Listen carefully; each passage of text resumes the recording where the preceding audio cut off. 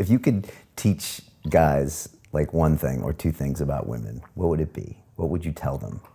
Don't chase. Don't chase. And don't be afraid of rejection. You know, don't be afraid of rejection.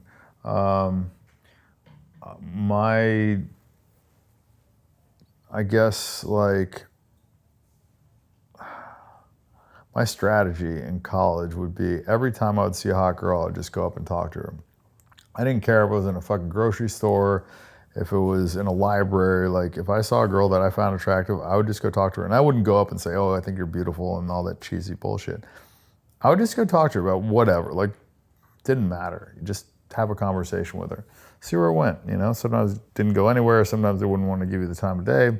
Sometimes you'd have a casual conversation, lead nowhere. But at the end of the day, because I did that, it would just make me more comfortable talking to girls. And it was just kind of a numbers game. So I had, you know, pretty great success. And, you know, I always use the example of my one buddy who was like real conservative, who would only talk to a girl that he knew like really liked him. And, you know, so maybe he would like talk to 2 girls and he would sleep with both of those girls. And I would talk to 100 girls and maybe I'd sleep with 4 of them. But at the end of the day, like, he's batting 1,000, but I'm still fucking twice as many girls as him. So it's like one of those things where I just, you know, I would just put in the time and I would just interact with tons of girls. And now I realize that a better strategy, if you can do it, a lot of guys don't really have their life set up to do it, is set up your life to where the girls have to come to you. And so you don't have to pursue them. And when you don't have to pursue them, like I said earlier, you know, just the dynamic is different when they're chasing you as opposed to you chasing them. And everyone has more fun. Yeah, I mean, it's, you know, it's better for the girl because then when she finally sleeps with you, she feels like she accomplished something. And, you know, and she's like kind of worked for it, so she's a little bit invested. And if you hook up with her, it's because, you know, you've chosen to hook up with her and not because you were chasing something, you know. So I think it's better for both people, actually. Do you think we'll see more like Dan Bilzerian type scenarios in the future where, you know, there's a guy and lots of women? Yeah, I mean, I think there's a lot of people that are like trying to like copy what I'm doing.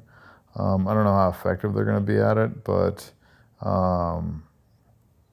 you know, there's what, 8 billion people in the world. I'm sure somebody's gonna be able to pull it off at some point. It's not easy. I mean, I'm in a very lucky situation. And I say lucky not because like I didn't work hard to get where I'm at, but because there's just definitely a degree in luck and, you know, super successful people. I mean, you have to be at the right time at the right place and then figure out a way to capitalize on that. A lot of people are given an opportunity and they squander it. But, you know, poker, for instance, like I got into poker at the right time, the right place. And I put in the fucking hours. I mean, you know, the 10,000 hours theory, I logged my 10,000 hours. I paid my dues, playing 18 hours a day, fucking 6-7 days a week, pissing on the laptop while I'm playing 10 fucking tables at a time and, you know, doing all that. And it paid off, you know. There was a grind and it sucked, but then I made a bunch of money and, you know, and I used that money to, you know, hire a bunch of staff, and now I've got, I don't know, I think I have like 90-something people working for me. So, you know, I don't have to spend any time going grocery shopping. I don't make my bed. I don't wash my clothes. I don't, you know, do any of that stuff. So all the time that I spend is on business or hanging out with girls or hanging out with friends or traveling or doing things that I want to do. So I really don't spend any time doing things that I don't want to do. And so I would say that I've lived like 10 lifetimes at least of like a normal person, just because I haven't, like, if you look at a normal person, they spend, you know, 40 hours a week working plus the commute and this and that. And so of their usable time, if you subtract out the 8 hours a day that they sleep and take a shower and take a shit and brush their teeth, like all this stuff that like they have to do, right? Like how much of their day is actually usable? And then of that day, like how much of that are they spending going to work, doing something that isn't anything that they really want to do? Like maybe they're sorting mail, or they're doing TPS reports, or they're fucking flipping burgers, or whatever it is, but it's like something that's not contributing to their life at all. And everything that I'm doing is something that like I want to do and is interesting to me and that's contributing to my life, and, you know, and and then I'm learning something from it or whatever. Even with girls, I mean, every time you interact with a girl, you learn something, you figure out more psychology, you understand why they do, because like it makes sense. Like girls just want to do what they're not supposed to do. Like I feel like they kind of like get off on that. So if you understand that premise and then like the whole competitive piece of it, like the stuff they do, it makes sense if you like understand all that stuff. Still surprising sometimes, but How do you keep them all happy?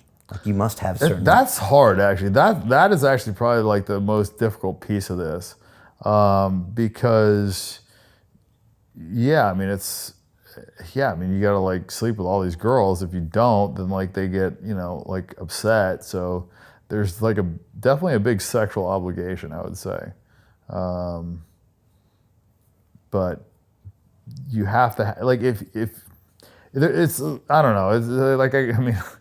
We could go off on this tangent for a while, but the girls, I guess, I think it's like 2 to 3 months, and then they usually just like all get too attached. They can't deal with the situation.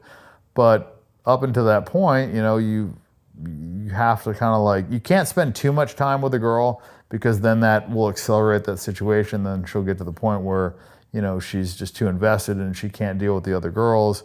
So you have to spend like a somewhat limited amount of time with them, but enough time that they're like happy, right? And then you have to keep the rotation so that if, some of them leave, it doesn't matter. And because you're okay with letting them leave and they can date other guys and they can do whatever they want, it makes them not necessarily want to do that as much as if you told them not to and you tried to control them. So it's a whole crazy dynamic. I don't know. It's pretty much like uncharted territory. I was just talking to this girl about this last night. Yeah, you should write a book about this. Yeah. Are there rules? The rule is honesty. That's my one rule. It's like, you have to be honest with me and I'll be honest with you. You can lie to your boyfriend, you can lie to whoever the fuck you want, your friends, I don't care. But you have to be honest with me and I'll be honest with you. That's pretty much my one rule.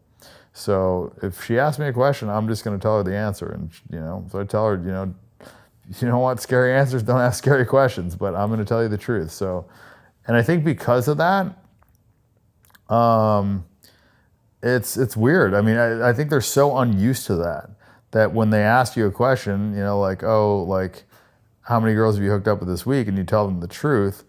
Like at first they're just like, what the fuck? And then a part of them is kind of like a little bit relieved because they're like, fuck, like this guy's like going to be honest with me. Like I can ask him any question. He's going to tell me the truth. And I think that's like really rare. Like I don't think there's many people that are being honest. Like in LA now they have this whole sugar daddy thing where like the guy's got 5 girlfriends and the girl's got like multiple boyfriends. She's got like 4 dudes paying the same bills. So it's like if she gets a more expensive apartment, it just means that she just made 3 times more income because 4 guys are paying for that same apartment. You know what I mean? So it's like a whole crazy thing. And they're all lying to each other and it's this whole nutty situation. But yeah, I think the rarest thing is the honesty. And I think the reason the girls are okay with it, because a lot of people ask that, like why the girls are okay with it, is because of the honesty. And I would choose it too. I would choose honesty over the possible illusion or the hope of monogamy. You know what I mean? Because if they ask me a question, they know I'm going to tell them the truth. So I think there's more value in that than in the pretense of like, I think this guy's monogamous, but I don't know, and I'm going to try and catch him cheating. And I always have it in the back of my mind, like, is he doing that? And then 2 years down the line, they find out that the guy's been cheating on them the whole time. And then they end up like an emotional wreck and, they've been deceived and they have all this animosity.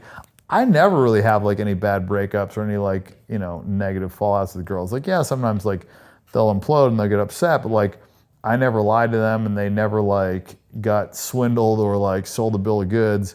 So there's never usually like any animosity at all. So, and I think that's kind of a cool thing.